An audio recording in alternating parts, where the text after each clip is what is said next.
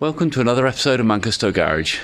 Today I'm going to be having a look at my BMW 325 Ti. I'm going to take you through the aluminium radiator upgrade and the upgraded engine breather setup. So here's my BMW 325 Ti track car. It's seen as being the ugly duckling of the BMW range. It doesn't look like any of the other BMWs. It almost looks a bit more like a Alpha GTV with them funny little squinty lights, but nonetheless it does make for a very good track car. So let's take a look under the bonnet.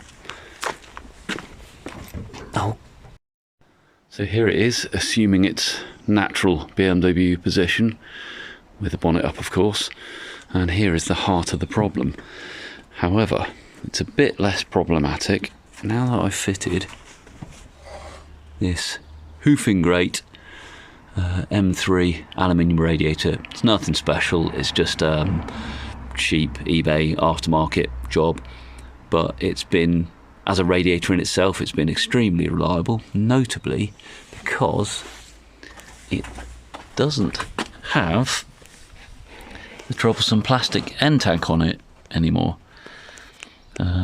It's got part of it here. Don't ignore that bit down there. That is Mercedes electric power steering pump. But yeah, that is where the original tank fits. Just a quick Google will tell you how troublesome they were. Now, Mishimoto did make an aluminium version of the original tank.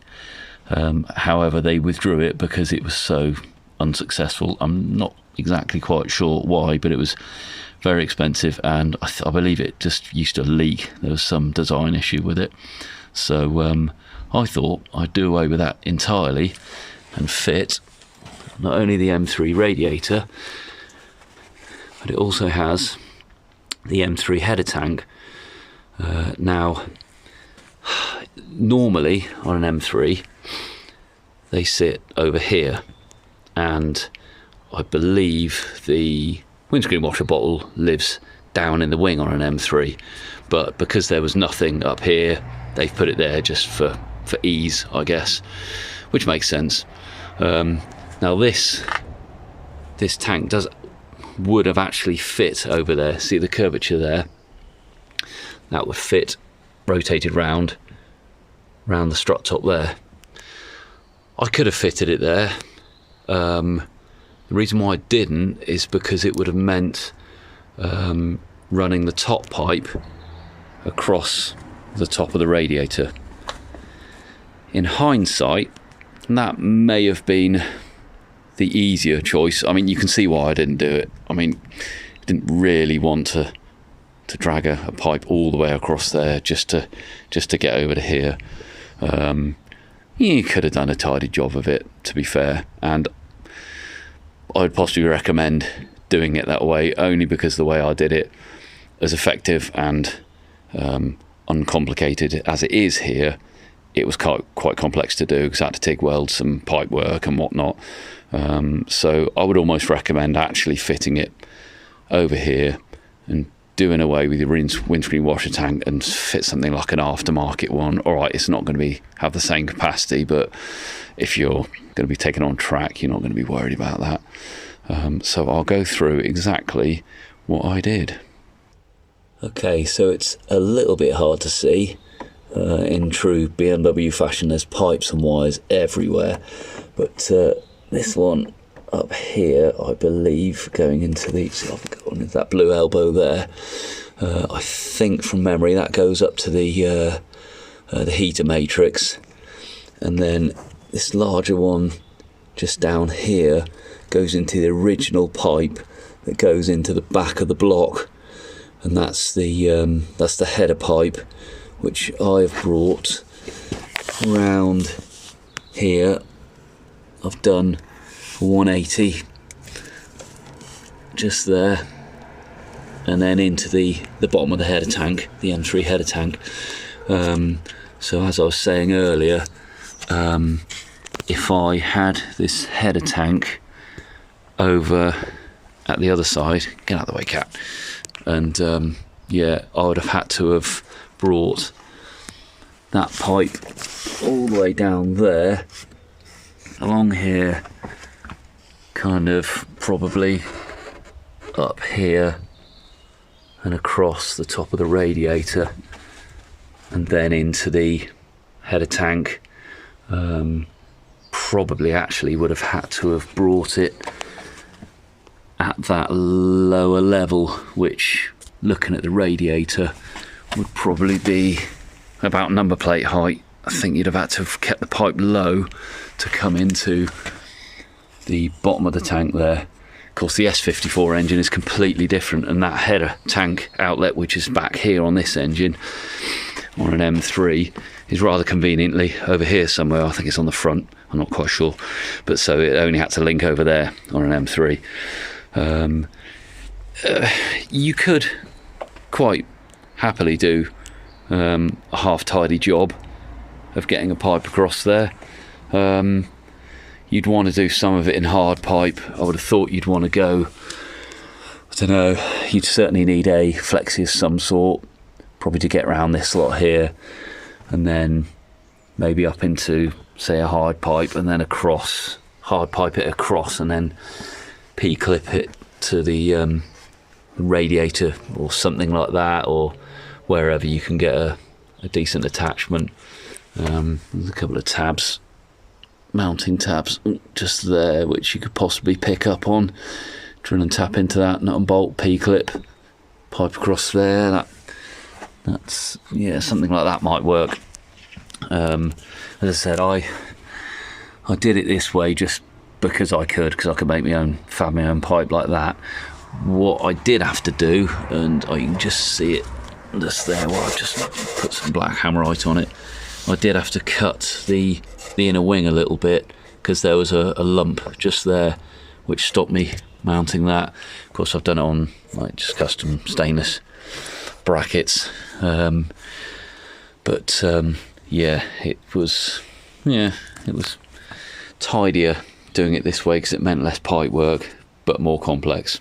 So not everyone wants to, see where I had to cut, unceremoniously cut there and then up there and fold it all in a bit and then re-weld it up. So you wouldn't really want to do that on your nice show car or nice tidy street car. This is just a dirty track car, so it really doesn't matter for this. Yeah, I'd almost recommend someone have a go at putting it over that side just to see how it turns out. Just as a side note, these radiators fit straight in the original plastic end encapsulation tank things, which they're retained by that screw on the top there. They're pretty hard to see. It's excuse the cobwebs. This poor thing sat outside for the last year because I've run out of storage space for a bit. You can just see the plastic. There we go. Yeah, see the plastic side thing there. Now the radiator, typical Chinese, none of the brackets are in exactly the right place. So, as they always say, it required a bit of trimming to get these end tanks to fit. But it's worth taking the time and doing it properly. You don't want the radiator under tension or rubbing, because this is the only thing that stops your engine boiling over and going bang. Here's Felix coming to tell me how wrong I've done it. Well done, mate. Thank you. Thanks for that. Thank you for your support. Brilliant. Cheers, mate. So just before I show you a lap of Cadwell Park in this thing, just to prove it does do it and doesn't blow up. By the way, it keeps this engine absolutely stable. Brilliant. Brilliant cooling on it. I can't fault it. There's no anxiety about that dreaded header tank. Plastic header tank normally sits there blowing up. The elbow, I blanked off that part there. That's literally the original fitting in there that pushes in there, and then I tapped it out to 1/4 BSP and put a plug in there, so it's just literally a blank, just goes in with a normal clip on the top there. That little chappy goes up to the top of the header tank, I think Yeah, I can't. Yes, I think. Yeah, that's right. So that used to go into the top of the original header tank that always cracks, that sits there. So yeah, that is in its proper orientation. I can't remember what I did there. I probably cut the original plastic spigot off or something like that. I can't remember what was there, but I've certainly tapped that. I think it was 8th BSP and put I think it was an old fuel fitting or something like that, fuel system fitting. Could have been 8th NPT, doesn't matter, as long as you put a hose tail on there just to get you up and then into this top of the header tank there.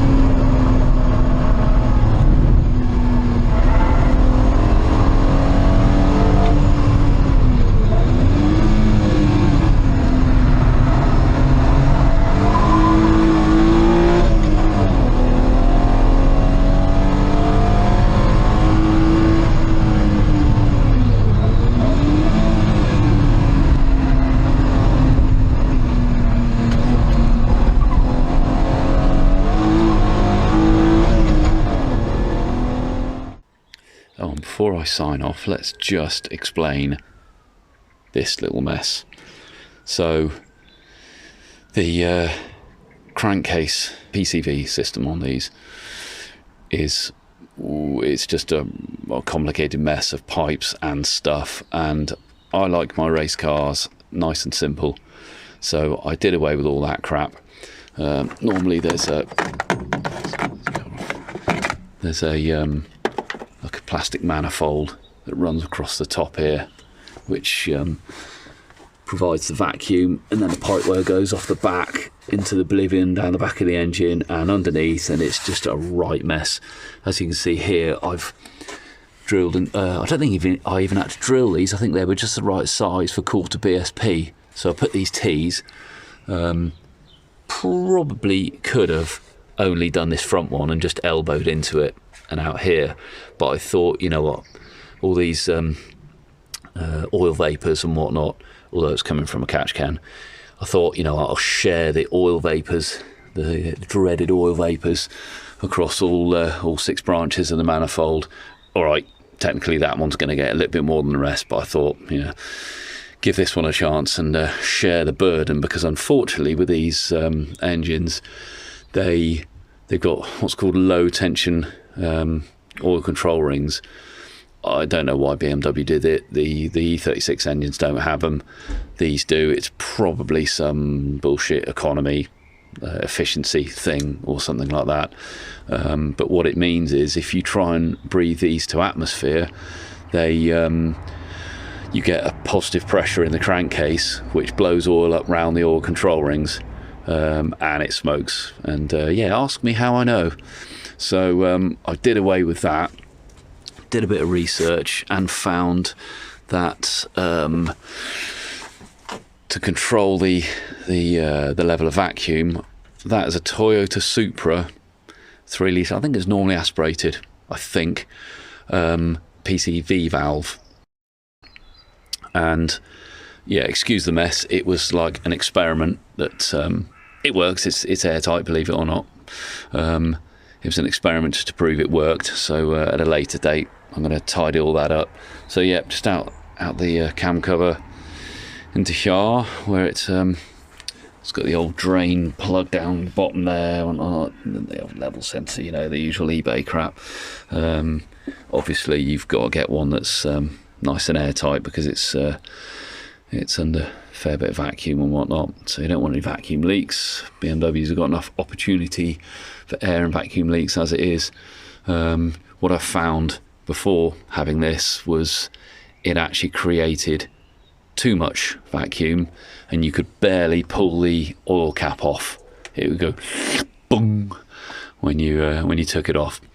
So this seems to do the job quite nicely. No excessive oil consumption, and no excessive oil leaks